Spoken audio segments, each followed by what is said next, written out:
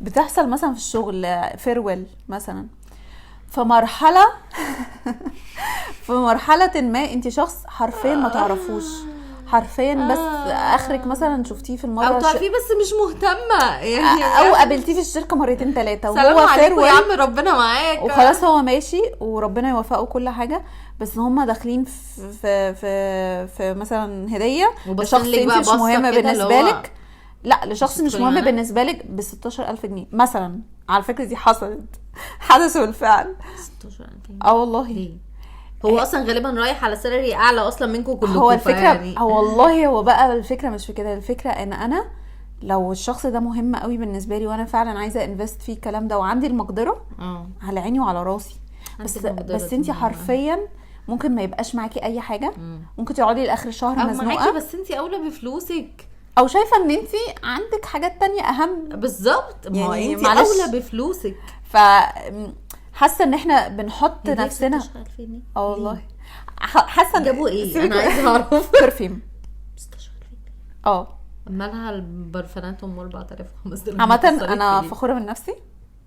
قلتي لا؟ قلت لا، شاطره. بس اول مره اعمل كده، اتحطيت في سيتويشن قبل كده شبيه كتير اوكي، وكنت بقول عادي بس انا ما قلتش لا عشان انا ده اللي اتبسطني بقى عشان المبلغ، انا قلت لا عشان الشخص ده ما كانش مهم بالنسبه لي. شاطره برافو، يا ريتني فاليديتنا هنا دلوقتي. برافو بجد، برافو والله عظيم. انا ضد اي حد يعمل اي عامه حاجه. انا كنت متوتره جدا وصراحه كان معايا واحده في الشغل، فهي جت قالت لي انا عارفه علاقتك بالشخص ده مش احسن حاجه، يعني يولع بصراحه، فانا شايفاكي هاديه، فانا شايفه ان انت يعني عادي لما تتكسفيش لو انت مش عايزه تشاركي. شكرا للبنت اللي معاكي في الشغل دي بجد. أيوة. انا نفسي الاشخاص دي بتبقى في حياتنا كتير. فانا قلت لها الصراحه انا مش عايزه ادفع فعلا، مش عايزه ابعت يعني ادي هديه لحد انا مش حاسه من اتجاهه الحاجه دي، فقلت لا انبسطت من نفسي. برافو عليكي حقيقي، برافو عليكي. بس انا بتكلم بقى في حته ايه اللي هو بير بريشر، ان انتي عشان اللي حواليكي بيتعاملوا بطريقه معينه فانتي مضطره تتعاملي بطريقه معينه. عشان مثلا شفت سيتويشن كده كان حد من صحابي بيتكلم عليه ان هم سافروا والمفروض السفريه دي تبقى اون بادجت، ويا جماعه احنا هنسافر في اماكن معينه، هو مصيف مثلا، فاحنا هنقعد في اماكن معينه بليفل معين بمعرفش. اول ما راحوا لا احنا هندفع مينيمم تشارج 2000 جنيه، احنا هنروح معرفش الحته الفلانيه اللي ليها رسوم ايه. وصاحبتي اللي انا فخوره بيها برضو قالت لها احنا ما اتفقناش على كده، احنا اتفقنا ان احنا اون بادجت. برافو ليها هي كمان. أيوة. برافو. فحاسه ان الموضوع فعلا بيبقى صعب وتقيل قوي على القلب. وليه اصلا احط حد في السيتويشن ده؟ هو ده السؤال، هو ليه يا جماعه احنا ما بنراعيش 1% ان ممكن لو انا قادر غيري مش قادر، لو انا ما عنديش مسؤوليه غيري عنده مسؤوليه، لو انا مسؤولياتي يمكن مثلا الشهر ده مش مهمه غيري ممكن يبقى الشهر ده هو كريتيكال عنده. ف انا بس انت عارفه ده فكرني برضه بحوار الاوتنجز بتاعه الموضوع ده ممكن اشتكي لك منه كتير قوي خاصه ان هو دلوقتي كمان بقى اسعارها كتير قوي. ايوه بجد. يعني انا اخر اوتنج ممكن كان لحد مهم مثلا ما هروحه كان ممكن مثلا ب 500 600، دلوقتي انا رايحه نتكلم في 3000 و2003. هو ايه ده؟ معلش انا ما عنديش مشكله خالص. طيب والله بجد انا ما عنديش مشكله خالص. 2 بيبقوا في مقتبل حياتهم معهمش فلوس اون بادجت برضو او عايزين يسافروا فمش عايزين يصرفوا قوي على الحاجات دي، خلاص مش لازم الناس تصرف على ان هي تيجي تحتفل معايا. انتي صاحبتي انا عايزه ابقى معاكي في اليوم ده وعايزه اتبسط معاكي وعايزه احتفل بيكي، بس مش لازم تحطيني في السيتويشن بتاع ان انا يا اما هدفع عشان ابقى معاكي يا اما هعتذر وهبقى صاحبه مش كويسه، او حتى لو صاحبه كويسه حتى انت هتقدري انا هزعل ان انا مش هحضر بالظبط. وانا فعلا شفت سيتويشنز كتير ناس حواليا او انا شخصيا متقدره ان انا محطوطه في الموقف ده ومضطره تدفعي ومضطره اجي في حاجات تانية قدامي اهم، او في هي انا مش بقول ان هي حاجات اهم بس حاجات كريتيكال اكتر. أيوة. محتاجه زي مثلا اكل شرب مصاريف مدرسه مثلا ايا كان محدش وحاسه كمان ان الموضوع بيدي يعني بيحط بريشر على الشخص اللي قدامك ان هو مضطر حتى ان هو انتي تحطيه في السيتويشن ان هو يضطر يقولك انا مش قادر ماديا ان انا ماديا اجي. بالظبط، عشان ما يبقاش بالنسبه له ان انا مش جاي فراغ. هو انا لازم اوضح لك ان انا مش جاي عشان انا نفسي ابقى معاكي بس It's انا a مش lot of قادره. money. It's بالظبط. a lot of money. على فكره هقولك على حاجة، فكره يا ريتني حتى جايبه لك هديه، يا ريتني حاجه انت هتستفيدي بيها. دي فلوس اتدفعت. والله انا في لو قلت مكان لك عشان احنا كلت. هنجمع بعض وهنجمع فلوس وتروحوا انتوا تصرفوا الفلوس دي، بالظبط. انت هتستفيدي شخصيا أيوة، منها. أيوة، أيوة. فليه لازم نحط؟ هقول لك هما بيبقوا عايزين يرقصوا ويهيصوا مع صحابهم، بس نفس الوقت احنا مش هنقدر نافورد ان احنا نحجز مكان او ندفع كل دي فلوس لا انا حاسه المشكله اكبر من كده بكتير، ان احنا بنحط expectations معينه لليفل معين ان عايزين الناس تعيش فيه، وكلنا بنقلد وخلاص. لا بس مش كله برضه عشان ما تبقيش ظالمة. ماشي حرام، مش كله. اكيد في صحابي عملوا اوتنجز وكانت في حلوه. جانب فعلا زي ما انت ما بتقولي، انه للاسف انتشرت موضوع الاوتنجز والرقصه والجو ده، فاحنا عايزين نقلده فور ذا سيك اوف ان احنا هاي كلاس. ليه هو ليه اصلا بجد؟ ليه دول محطوطين في كاتيجوري ان هم هاي كلاس؟ لا ليه كلنا بقينا بنحاول نبقى هاي كلاس مثلا؟ عايزه افهم يعني ليه؟ يعني انا افهم ان في ناس هم دي حياتهم، فهم في الحته ربنا رزقهم يا ستي. بالظبط، هم في الحته دي. احنا طول حياتنا طبقات، ليه دلوقتي بقينا كلنا عايزين نبقى في طبقه واحده؟ ليه بجد؟ وعكس المنطق والكل حاجه في الدنيا. على فكره هقول لك حاجه، انا لسه كنت مش فاكره مين كان بيحكي لي كميه الناس اللي لسه متخرجه اللي بتتنك على الاشغال والمرتبات بتاعت الاشغال لانه هو شايف ان هو يستحق اكتر من كده. بصي هي دي مش وحشه من ناحيه، لا بس لا، وحشه لما يبقى هما مش انت حضرتك معاك ايه بالظبط. هو مش بيقولوها بالطريقه بتاعت انه لا انا بقول ان انا واحد مثلا متخرج شهادتي كويسه او لا، هو بيقولها بس ايوه اللي هو الفكره انه انا استحق. بالظبط. ايوه بس على ايه يعني هل انت مثلا نزلت سمر كورسز او نزلت انترنشيبس مثلا تضيف لك مثلا؟ لا، هو عيل لا مؤاخذه فاهمه لسه مامته مخلصه تغيير بامبرزو جاي يعمل نفسه حاجه. ايوه ما هو معلش، انت بقى صاحب المكتب او صاحب الشركه ده هيقول لك هقيمك على ايه بالظبط؟ هقيمك يعني هو هيقول لك ماشي يا حبيبي حاضر، ويديك ال30,000 جنيه اللي انت طالبهم ده بناء عن ايه؟ معلش ايه اللي عندك تضيفهوله عشان هو يعمل كده؟ عارفه ده برضو بسبب ايه؟ بسبب ان هم بيحاولوا يبقوا في كاتيجوري مش بتاعتهم. هو حبيبي مش راضي يفهم ان انت واحد اتعلمت تعليم عادي، معاك شهادات عاديه، وجاي تطلب حاجه مش عاديه.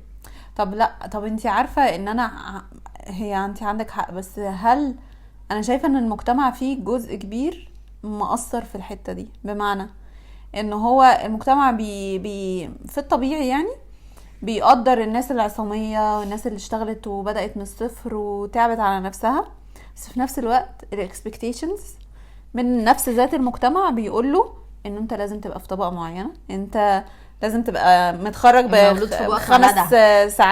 سنين اكسبيرينس، ان انت لازم تبقى عايش في وصلت لل25 ولسه قاعد في كومباوند لسه عايش مع باباك ومامتك.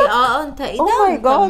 ما عندكش استقلاليه وقاعد لوحدك ومعاك عربيتك وطيارتك الخاصه بجد وانتي بقى كواحده اتخرجتي من طب مثلا هتقعدي في البيت؟ انتي عبيطه ولا ايه؟ وجوزك بقى يذلك ويلوي دراعك بفلوسه تجيبي بيها الهدوم بتاعتك اللي هتسافري بيها في الساحل مثلا، وتروحي بيها دبي وتيجي بعد كده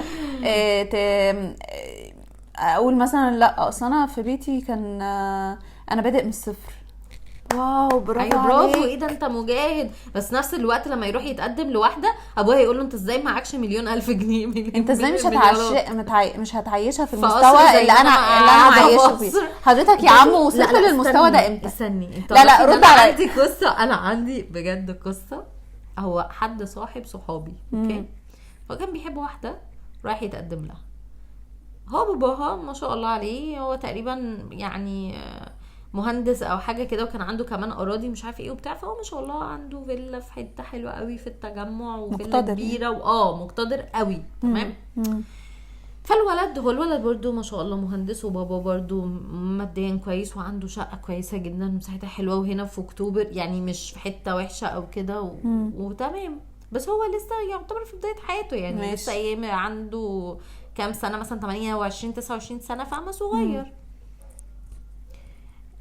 باباها بدأ يتكلم معاه انه طيب بص انا شفت فيلا هنا جنبنا عشان بنتي تبقى قاعدة في نفس المستوى اللي هي كانت فيها، وهنا في التجمع جنبي. ففيلا في التجمع دي ده مبلغ. ثانيه معلش، عمه كان وهو في سن الولد ده كانوا No عايشين way. في فيلا؟ لا نو واي، بالظبط نو واي. بالظبط. بس هو بقى ما حدش بيبص ممكن لها يبقى كده. فعلا لو هو جاي من اب وام واهل وعم وجد ما اغنياء ممكن. ماشي بس معلش ثانيه، انت حاطط المستوى ده لبنتك، قول للشخص اللي قدامك لا انت اصلا مش في المستوى ده لا هو خالص. على فكره، هو انا عايزه اقولك ان الموضوع كان استماته لدرجه ان هو بدا يتناقش معاه انه بيع شقتك وانا هسلفك الفلوس اللي تدفعها في الفيلا، ومع الوقت تسدد لي الفلوس دي. انا مش قادره اتخيل. لا اصل انا بنتي ما تقعدش غير فيلا دوبلكس بجنينه وعندها البابي بيجري كلمه واحده، خلي بنتك عايشه في الفيلا بتاعتك. على فكره هو يعني sooner or later ده اللي حصل. انا هو اسفه خلاص يعني خديها للناس اللي في السيتويشن ده، لا بس لا لا يعني بس هو بصي، اصل هقولك حاجه، لو انا اقدر اعمل انا اكيد مش هتاخر. بالظبط. لكن انت زي لا ما وانت قلتي لو بالظبط. لقيتي لو حد فعلا مقتدر ومتقدم لك انت هتطلبي منه اكتر. ايوه لا بس هو زي ما انت ما قلتي بالظبط، ما تبقاش انت نفس الراجل كان قاعد على الكنبه هنا بيقول لي برافو انت عملت كل ده بنفسك، برافو انت كبرت نفسك بنفسك، برافو انت بتشتغل وبتقبض الفلوس دي واشتريت وعربيه وي وي وي وي، وفي نفس الوقت اقول لك جيب لها فيلا. انا عايزه اقول لك بقى حاجه تانية مضحكه جدا، ان نفس ذات البنت دي لو هو هنفترض ان عيله الولد مقتدره جدا وبابا مقتدر جدا، قال لها خلاص انا بابايا هيصرف علينا، هي هتحس بيه ان هو راجل؟ هترضى؟ هيعيشها يا ستي في الفيلا اللي هو بابا عايز. فكرتيني بقصه طريقه بجد والله العظيم. هل انت هتبقي ساتسفايد ان جوزك انت عارفه ان الفلوس دي مش فلوسه وهو مش تعبان فيها؟ للاسف في ناس بقت كده. بصي يعني ده ليفل اتمنى ان احنا ما نوصلهوش. لا ومش هي بس اللي موافقه، هي واهلها موافقين. ده سبب اللي اسباب هو- تانية. اللي هو ابوك مش هيصرف عليك، لا سوري، ما هو انت لوحدك مش هتعرف مش تعيشها عارفه هل ده. انا بفكر كده عشان انا برضو مستقله بذاتي ومش حاسه، مش قادره اتخيل نفسي ان انا بطلب فلوس من بابايا ومامتي مثلا عشان يصرفوا عليا، فانا حاسه لا الاحساس هو على ده. فكره هو اغلب الولاد ما بتستثقل ان هي تطلب من طبعا أهلها فلوس. لا ده فطره ده يعني ايوه ده هما يعني انا بجد انا عندي مشكله انه ساعات كذا حد من صحابي اللي هو بجد ده ما يقلش منك في حاجه، الدنيا صعبه. بصي انا مش ضد ان الاب والام يساعدوا لو أيوة هما بس ما في يبقاش مقدرتهم لطع. او ايوه ايوه بالظبط. لطع نطع. قصدي انا أيوة. قلت لطع. انا بجد عندي مشكله في ان انت او انتي يبقى بالنسبه لك اوكي ان بابا ومامته يفضل طول حياته بيصرفوا عليه ويربوا واحد. لا بيساعدوا حاجه وبالذات في بدايه حياتكم ان انتوا لسه بقى تجيبوا بالظبط بيت يعني انت هتلاقي وتتجوزوا مثلا كده. مامتك جايبه لك اكله بالظبط ممكن تجيب لك هديه، هي على ممكن فكره تعمل فعلا لك بتيجي بطرق بقى، يا لو جايبين لكم خزين الكام شهر مثلا الجايين فاهمه بتاع تروحي عندها ترجعك باكل قد كده. يعني. لكن مش ان هو مش عارفه، مش قادره اتخيل حد ممكن يبقى ساتسفايد انه عشان يعيش في مستوى معين ممكن من الأهل. جوزها يبقى نطع بصي بالشكل ده. هقولك برضو حاجه، وارد يكون في ناس في situations هم مضطرين انا مش بتكلم على يتأقلموا الاضطرار، على انا ده. بقول لك هو هيبقى في مستوى كويس لو عايش لوحده، بس لو هو هيعيش على قفا ابوه وامه لا خلاص هيبقى في المستوى الكبير قوي الجامد بس هقولك جدا. حاجه، بحس ان اغلب الاوقات بيبقى الموضوع بسبب البنت، ان هي طبعا ان طبعا هي تبقى 100%. مش قابله ان هي تعيش في مستوى اقل من مثلا صحابها او اهلها او قرايبها او فتبقى هي بتجبره ان هو يعمل كده، او دي ان أسوأ هو حاجة في دي الكون. وحشه قوي.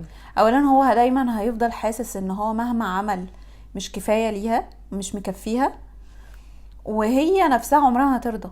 يعني هي دايما هتحس ان او دايما هتبقى مركزه قوي في وجهه نظر الناس فيها او في وجهه نظر الناس في جوزها، ومرحله ما هتوصل ان هي مستعاريه منه او من مستواه، مع ان ده رزق، وانتي ممكن دلوقتي تتجوزي واحد مش معاه اي حاجة وربنا يرزقه في خلال 2 او في خلال صح، حتى صح. 10 برزق اوسع بكتير من حد اوريدي هي خدته غني وربنا فقره. عادي جدا، وارد. في حاجات كتير. وياما ناس كانت غنية ومثلا حصل لها اصابة في شغل او حصل لها حاجة قعدته في البيت. يا بنتي يا سيدة، يعني انتي مثلا موضوع كورونا ده هو بجد في يوم وليلة شوفي قفل كام شركة وفلس كام حد لا لا لا، هو مفيش حاجة مضمونة. عشان كده هي الارزاق بتاعت ربنا. انتي اللي احنا بنعمله ان احنا نحاول نبقى قريبين في الماديات، او ان احنا ما نكونش لما اجي اختار حد مستوانا متباعد عن بعض. مم. لكن ان انا اقرر انه انا هعيش في ده ولا ده ولا ده ولا ده، ما هو دي حاجه بجد ارزاق، دي بتاعت ربنا جدا يعني. اصلا كام ريليشن شيب باظت بس بسبب حوارات الفلوس. وعلى فكرة ممكن يبقى قصة حب عنيفة بس تيجي عند القايمة الموضوع لا يتفرش. ومش قايمه بس، قايمه وشبكه وشبكة بجد وفلوس. ممكن. انا عايزة زي بنت هو خالتي. بيقول انا مثلا انا اقدر اجيب ذهب بكذا اكس مثلا. ايه بس وبنت خالتي تاكل وشي. او تيجي، او حتى لو البنت تمام تيجي بابا مامتها لا لا لا لا لا لا انا بنتي اغلى بكتير اه وهو بقى يبقى من 2X بيشتريها نو، وهو فاهمة؟ بيبقى بيشتريها بجد يعني. وهو بجد اللي هو الولد يبقى بيحاول انه طب يا طنط انا ممكن اجيب لها قدام مثلا كذا، بس انا دلوقتي اللي اقدر عليه كذا. لا لا لا خلاص نأجل. فانا بستغرب برضو يعني انتي تمام ان بنتك والشخص اللي هي بتحبه يأجلوا، بس مش تمام ان بدل ما يبقى هيجيب لها ب2X يجيب لها بإكس. انا فاهمه ان في جانب منه بيكون ان هم بيأمنوهم وان هم خايفين من المستقبل، بس والله مهما امنتي انتي ما تقدريش تتحكمي في اي حاجه ممكن تحصل في المستقبل. هو معلش هو لا بصي، هو ليفل معين خلاص، هو عارف انه الفلوس اللي بتدخله ده يقدر يصرف عليها كاكل وشرب ومعيشه. بس هو ده اللي انتي محتاجاه بجد. وانس انك وصلتي الليفل ده والله جالك واحد اغنى شويه وهينعنشك هيصفرك هيعرفش ايه، حظك انت دي. صح بس بس ما يبقاش انا مثلا في مستوى معين وبدور على المستوى الاعلى بكتير. طب ما في ناس عادي ممكن تبقى في طبقه معينه او في مستوى معين مادي بس ما وربنا يرزقها بحاجه كده بالصدفه. ايوه بالظبط، ما هو ده قصدي مش يعني مسعى. ما بقاش مش اللي هو بقى يلا فين الساري العربي كده. الخليجي اللي هيجي ينتشلني من اصل الفقر. ما هو فعلا زي ما انت قلتي انا ممكن اتجوز الساري العربي الخليجي اللي انتشلني من الفقر وعادي بعدها بحبه يفلس كل لا وهو حاجته. بجد الفقر منتاليتي. انا ياما شفت سيتويشنز وناس هم معهمش اي حاجه لينا بجد، معهمش اي حاجه بس اغنى ناس ممكن تدخلي لهم في بيت احلى ضيافه. احسن ناس تروحي لها، اكتر ناس تكرمك فعلا باللي موجود. يعني لو ما عندهمش غير طبق الفول اللي عندهم ده هتبقى احلى طبق فول هتاكليه في حياتك. وعندك ناس تانية فعلا هي معاها كل حاجه بس اسوأ حد ممكن تطلبي منه تخشي البيت تحسي بفقر يعني فاهمه، جدا. تحسي ان هم كانهم فقراء او ان ايوه او ان الناس فعلا ربنا رزقها ومعاها فلوس وتدعي الفقر وتدعي ان هي بكره. انا عارفه انت تكرهي الناس دي بجد يا باي. ليه؟ هو ليه فعلا؟ هو ليه بجد؟ طب انت مش خايفه ان ربنا ياخد من الرزق ده بسبب ان انت مش بتشكريه؟ عارفه هتعمل هو ده من شكر. عارفه هتعمل ايه؟ هتندم اكتر، هتتذمر. ايوه مش هتندم، هي هتتذمر. لا هتندب. تندب ايوه. هي ليه وانا شفتوا انا دلوقتي بجد فقيره، ما كانش معايا، هو انا كنت ناقصه العين انا بقى كده معيش خالص. انت عارفه بجد انا بكره حسبي الله ونعم الوكيل بجد حاسه كنت متعصبه قوي. انا بجد بضايق قوي الناس دي. حبيبتي يعني دونت فيك ات. هو اصلا ده قله شكر لله بجد. لا وعلى فكره فعلا النعمه هتزول منك. اللي هو انت مش حاسه. هو احنا الحمد لله ان مش في ايدينا الرزق، لان بجد لو الواحد في ايديه الرزق كان حرم ناس كتير بيزد على الاستفزاز. بس هو بجد خافوا يا جماعه، يعني لما ربنا يبقى رزقك بحاجه وخلي النعمه تبان عليك عادي، ما تخافش. ايوه حصن نفسك، مش بقول ما تحصنش نفسك، بس برضو مش اللي هو بقى بس ما تدعيش حاجه انت مش فيها ماشي. لا بس ما تدعيش، ما يبقاش ربنا انت في مستوى كويس وربنا رزقك وتبيني ان انت مش معاكي اللضا. ايوه مش معاكي اي حاجه. ليه؟ او ان انت تبقى معكش وتعمل نفسك معاك مثلا ما هو فعلا الاتنين. فتلاقي نفسك بتتحط في سيتويشنز تقيله عليك. أيوة، صعبه بجد. يعني انت يو كانت افورد ات يعني. طب ليه؟ لا بجد الموضوع لا مش يعني انا بجد بتضايق برضو من الناس اللي هي انا بشو اوف ان انا اشتريت مش عارف ايه منين، اللي هو حبيبتي انا عارفه اخرك. يعني احنا مش هنستعبط، انا عارفه انت اولك من اخرك ماديا عامل ازاي. بصي ما انا تعيشيش الدور. انا بحس بالزعل على الناس دي اكتر من ان انا كده بتضايق كده. منهم، هو فاهمه؟ انا مش بتضايق، انا فاهمه قصدك، بس ليه؟ فاهمة. لا بس انا بجد بحس اللي هو انا زعلانه ان انتي اصلا مضطره ان انتي فاكره ان انا مهتمه وانا امبارح انتي اشتريتي كنت ايه او بعمل رحتي فين او shopping. جبتي فين بالظبط. الشغل ده بجد عارفين قوي عارفين. لا وبحس اللي برضو بيبقى بيعمل كده، حاسه ان هو بيبقى بيدور على فاليديشن وان هو يحس ان عنده قيمه قدام الناس، مع ان بجد هو ده حرفيا بقى بالظبط، هو شايف ان الفلوس بتعمله. ايوه بجد. فهو شايف انه بصوا انا معايا ايه، بصوا انا اشتريت ايه، بصوا انا جبت ايه، وانا من غير الحاجات دي ماليش اي قيمه. بالظبط. عشان كده لو ما اديتيلوش اهتمام على فكره، يعني مثلا صاحبتك جابت شنطه جديده ب 500,000 جنيه وجايه لك تقول لك بصي تعمل كده، وانت تمام اوكي نايس وسكتي، هي بتتضايق قوي. انت عارفه ان ده بيحصل معايا بس بسبب جهلي مش عشان حاجه. يعني مثلا حرفيا براند معينه حاجه كده انا ماليش قوي في الجو ده. انا المهم العمليه فانكشنال، يعني هل الحاجه دي انا هقدر استفيد منها؟ تمام شنطه شكلها حلو نايس بس بالظبط، انا قصدي كده. لكن مش ان دي فحرفيا بيبقى في ناس بتبقى بتدور على الفاليديشن ده يعني، وتقولي شايفه الشنطه اللي ما اعرفش ايه، شايفه الحلق الفلاني وبتاع، وانا اللي هو انا حرفيا انا مش بستعبط، بس انا ما اعرفش حلوه الشنطه حلوه، وممكن ما تبقاش حلوه اصلا. يعني ممكن اصلا تبقى الحاجه وحشه جدا. هو في ناس على فكره بتجيب وانا بجيبها بس لمجرد الاسم. ليه؟ ما هو ليه فعلا العقليه الاستهلاكيه اللي هم ضحكوا بيها علينا. انا عندي سؤال، في شنط قد كده مش هيدخل حتى ليب جلوس حتى اسمه ولا مش اسمه عامه شنطه قد كده، ايوه بجد بنحط فيها ايه دي؟ ليه الملك الفلاني يبقى عنده حمام من ذهب؟ يعني معلش انا لو دخلت حمام عادي رخام مش هعرف اعمل بيه يعني مش بجد مؤاخذه يعني لا مش فاهمه بس بجد ليه؟ عامه انا ما عنديش مشكله في نوع من البذخ ملك كده خلاص ده مستواه تمام. لكن ان انا اروح اعمل عشان ابقى زيه، لا احنا بنستعبط. صرفت دم قلبي كله عشان اعمل حمام ده الكونتس لينا لازم تعيش في مستوى فاهمه. لو انا البيت كله مش مفروش بس الحمام دهب سوري ايه ده. طيب هسألك سؤال بالنسبه لي المثال اللي بيقول الفلوس بتشتري السعاده ولا لا، ايه رأيك فيها؟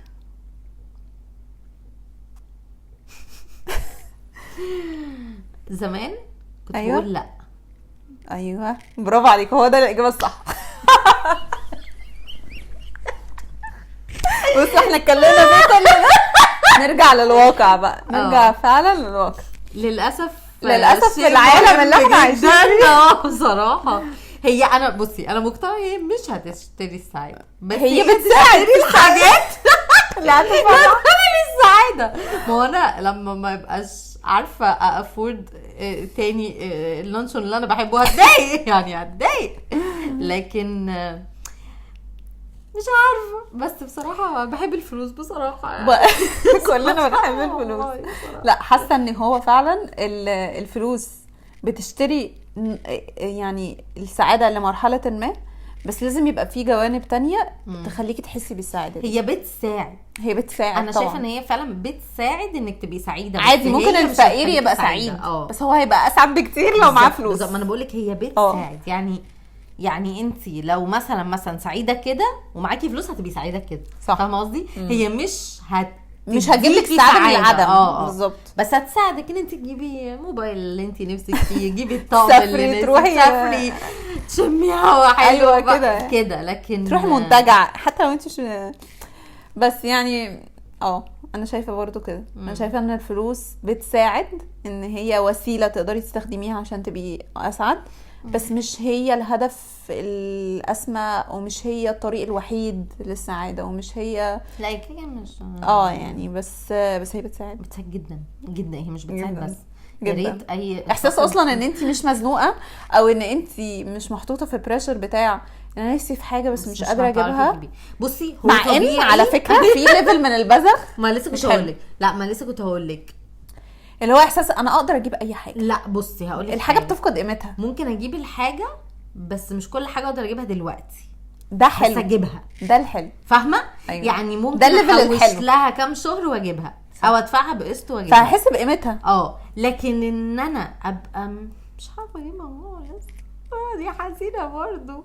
يعني بصوا انا حابه برضو اوصل رساله للناس اللي حاسه ان هي محرومه من حاجات، انها والله ده رزق، وان ممكن دلوقتي ربنا ما يبقاش رزقك بالمقدره. انت ليه قلتي رزقك؟ ما ممكن رزق او رزقك. ايوه او رزقك. بتكلمي الستات بس ولا عندك مشكله مع الرجاله ولا ايه؟ بالعكس احنا الرجال مع حقوق الانسان. احنا مع حقوق الانسان، الانسان والحيوان والنبات وكله وكله والله. بس هو بجد لو انت دلوقتي مش قادره ان انت تشتري حاجه، ما تزعليش ما تزعليش، عشان هتلاقي هيجي لها الوقت. صح. هيجي لها الوقت ان انت تقدري، ولو ما جالهاش الوقت ده يعني ابتلاءك في الدنيا، بس لو صبرتي ربنا هيجازيكي عليه، مش هيروح على الفاضي. وفي نفس الوقت ممكن عادي دلوقتي في مرحله ما انت مش وقتها او ما عندكيش المقدره، بس ربنا يرزقك بعد كده كتير. صح. ما تحسسيش نفسك ان انت قيمتك هتبقى في الحاجه اللي انت ناقصاكي دي، او الحاجه اللي انت مش قادره تجيبيها، عشان ده بعد كده هيأثر في نفسيتك، وهيأثر في احساسك بقيمتك، وهيأثر في ان انت شايفه ان الدنيا ظالمه، وان انت مظلومه ومش محرومه من حاجات كتير.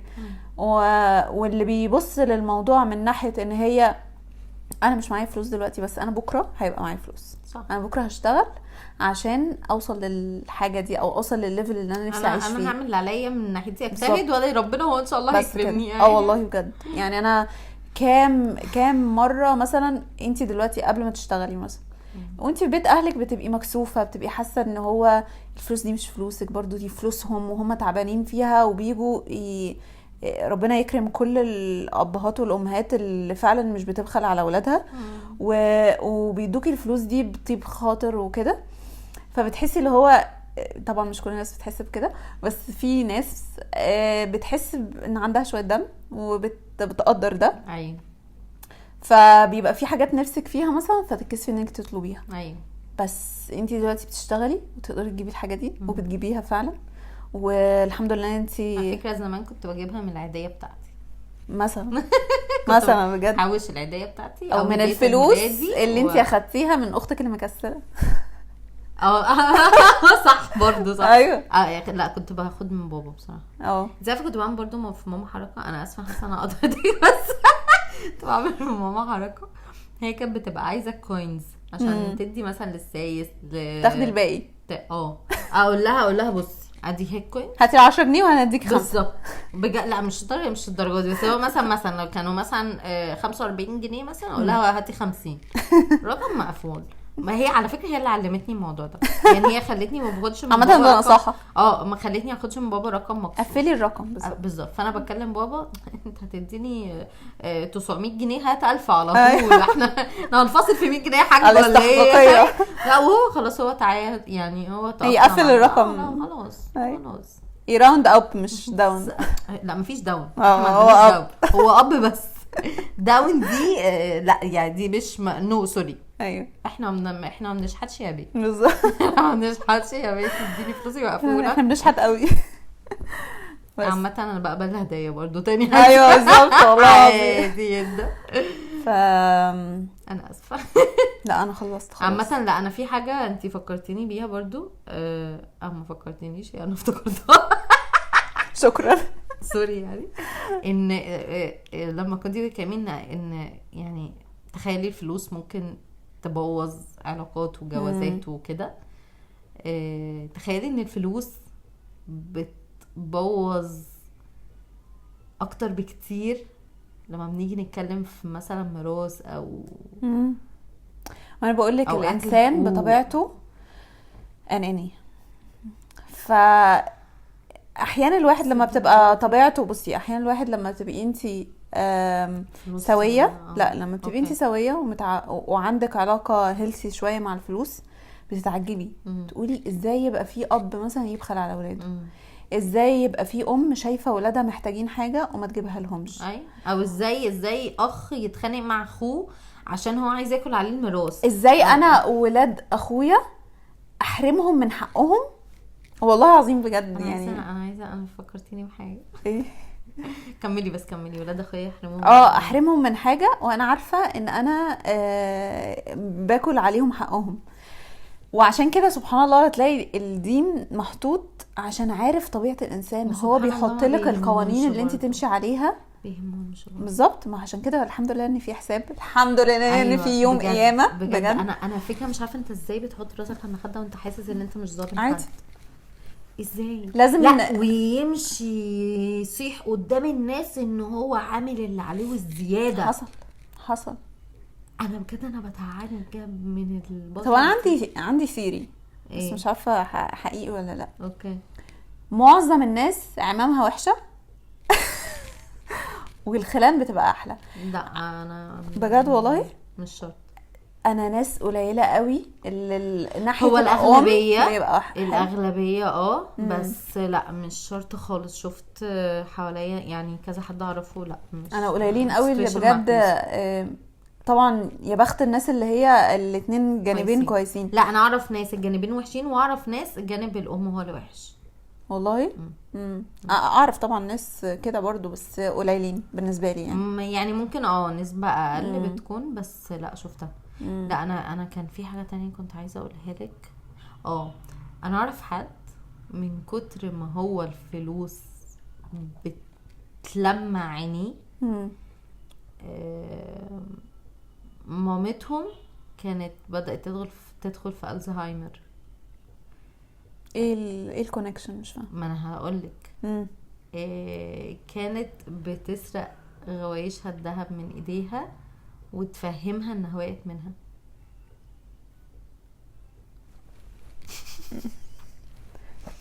بصي ده conclusion لان البني ادم شرير قوي. البني ادم شرير بجد. يعني لولا ان كان في حاجات بتثبت ان الشخص ده خدها، محدش كان عمره هيصدق ان ممكن. طب معلومه انت عارفه ان انت في وجهه نظر الدين لو سرقتي جنيه زي ما سرقتي مليون، ده تتقطع ايده وده تتقطع ايده. واو.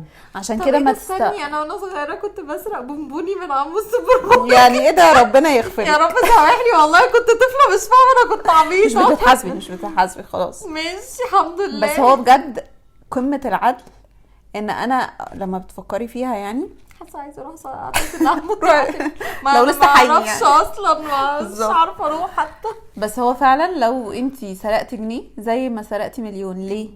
لانه الفكره مش في قيمه الفلوس، الفكره ان انتي اخدتي حاجه مش بتاعتك. اخدتي حاجه مش حقك. طب اضحكك، تعرفين انا في واحده صاحبتي سرقت مني خاتم اكسسوري قبل كده. عارفه المشكله في ايه؟ ازاي ان هي لو كانت طلبته كنت هتدوها لها بجد. لا وبعدين عرفت ازاي.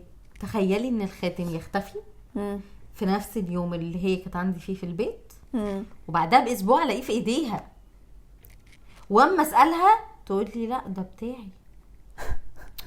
اللي هو انت تشكي في نفسك. ايوه. وبعدين ده اكسس يعني. ربنا يهدي الناس. والله. وربنا يعالج الناس عشان في ناس والله محتاجه علاج. والله. عامه في مرض اصلا انا عارفه بتاع السرقه ده. هل بقى الناس يعني لا ده حقيقي. لا هل بيعترفوا ان هم عندهم المرض ده ويتعالجوا منه؟ لا. الفنانه ياسمين عبد العزيز في فيلم، انا مش فاكره اسم الفيلم تصدقي. الحمد لله عشان ما بقاش انا بس ما بعرفش افات.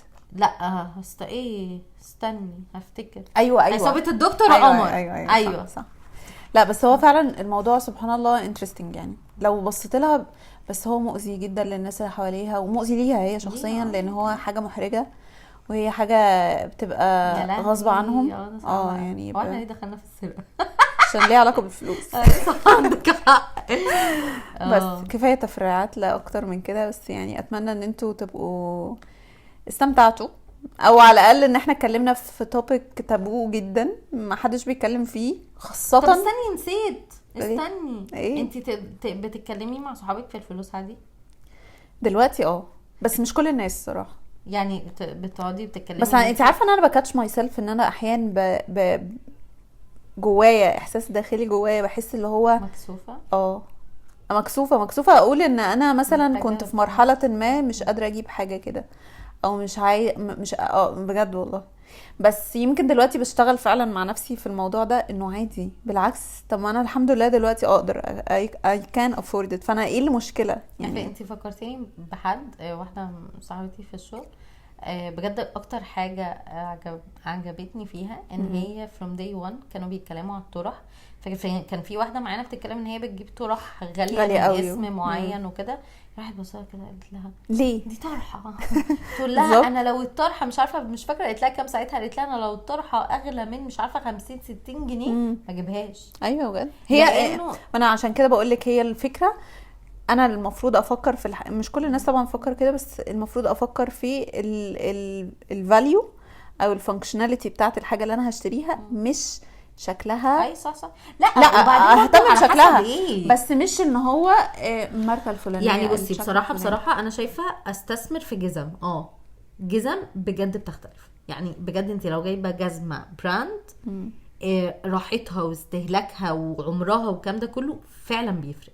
فدي انا ما عنديش مشكله فيه. مش شرط على حسب البراند. لا دلوقتي يا لينا، لا دلوقتي بجد في لوكال براندز شغاله جدا على الكواليتي بتاعتها. طب هم مش رخاص برضه. مش رخاص. أيوة. ما انا بقول ده قصدي. بس انا عارفه ان انا الكواليتي دي هتبقى. انا مش بتكلم في فكره الاسم، انا بتكلم في فكره الفلوس. يعني ان دي حاجه استثمر فيها. الجزم مثلا لا انت في جزم بتبقى سعرها اغلى بس هي فعلا.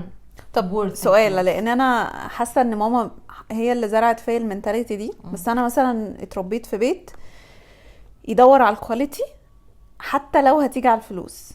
بس في ناس تانية تقولك لا جيبي الرخيص هيستهلك ويترمي ويجيب غيره. ما انا برضو استيل على حسب. يعني طرح ماشي، انا معاكي ان طرح ممكن اجيب واحده بس من اللي هم الغاليين كده يكون شكلها مختلف باترن حلوه وبتاع. لكن الحاجات البيزك زي اللي انا لابساها واللي انتي لابساها لا شايفه مش مستاهله. بالظبط. مثلا توب مثلا او اندر شيرت او بنطلون. لا عارفه بتبان اكتر في ايه؟ مثلا في الاجهزه، في البيت، في الحاجات دي. لا احس انه عادي اجيب يعني حاجه كواليتي تعيش معايا. وبرده مش كل حاجه. يعني انا مش لازم اجيب كل مش حاجه اعلى حاجه، مش لازم تبقى اعلى حاجه، بس ممكن تبقى حاجه انا عارفه ان هي هتعيش معايا. لا انا قصدي ما ببخلش يعني في فكره انه استثمر في حاجه انا عارفه ان انا هاخد المقابل مكانها. ده قصدي. أيوة. عشان كده بقول لك انا الجزم، لا انا الجزم بصراحه جو فور اي حاجه كويسه حتى لو غاليه. لكن شنط بصراحه بحس لا، هي على حسب كل على حسب المهم بالنسبه لي. هدوم على حسب حاجات وحاجات، مش كل حاجات. اجهزه زي ما انتي ما قلتي يعني هو فعلا بتبقى كل حاجه. لكن ان انا امشي اشتري عشان ده غالي وخلاص لا. بالظبط. خلاص كده enough. شكرا لحسن استماعكم. اتمنى ان احنا ما نكونش طولنا قوي. احنا يعني هنقسمهم كده على حلقتين بس. اتمنى ان التوبيك ما يكونش سخف عليكم او حاجه. وبمناسبه الاعترافات احنا محتاجين تقولوا لنا اعترافات مثيره للجدل. احنا عايزين قصص. انا بجد بستمتع قوي بالقصص. ممكن تدوني حتى يعني انا حاسه. شكرا للناس اللي هي بجد بتدخل من نفسها تشاركنا بحاجات راندم جدا. لا بجد شكرا. وشكرا برضو للناس اللي لما بننزل اسئله على الستوريز بترد علينا. انا عارفه ان احنا وحشين وما ردناش عليكم كل مره يا جماعه بجد كل مره لينا بتسالني بتقول لي هو احنا هنرد او لا ايوه هنرد وبعد كده نختفي انا وهي. هي بتجوستيو على فكره. وعلى فكره احنا الاثنين. لا انا ببقى شايفه ان احنا ما نردش اصلا. تخيلي بقى يعني لا والله مش قصدي حاجه. عامه انا الاسئله اللي بقت او الاجابات اللي وصلت لنا انا هرد عليها يوما ما ان شاء الله. انت احمد سيفتيهم هما بنقدر نوصل لهم من الاركايف. نسيت اقول لك يعني انا ممكن شهر الحمد لله. نوع معنا في معين من الجهل، التكنولوجيا. تكنولوجيا على قدي شويه، بحاول مع انها هي اللي شغاله بالابلكيشنز وبتedit وبتاع، بس يعني بحاول. تيجي بقى تقولي لها بحاول. فيتشرز معينه عشان انتي بتشوفي فيديوز، يعني انتي بتشوفي ان ازاي اعمل كده كده جديده. انا ما فيش. شفتوا يا جماعه فايده الجد ايه؟ شفتوا؟ شكرا يا جماعه. شكرا ليكم، ونتمنى ان احنا كنا لطفاء خفاف على القلب، وان انتوا حسيتوا ان انتوا قاعدين معانا. انا عارفه ان ممكن مش كل الحلقات بتكون انترستنج قوي، بس بنحاول يعني. بس دي كونفرزيشنز اصلا مع صحابك حتى، مش دايما بتبقى القعده ألذ حاجه مش يعني. دايما بتبقى توبيك لذيذ وعمالين تطلعي متغيره والحياه احلى يعني. بالظبط. حياتي بقت اجمل بكتير. انا حاسس فعلا ايه ده لا جاي منها عامه، جاي منها. اوكي شكرا يا جماعه، شكرا ليكم، باي.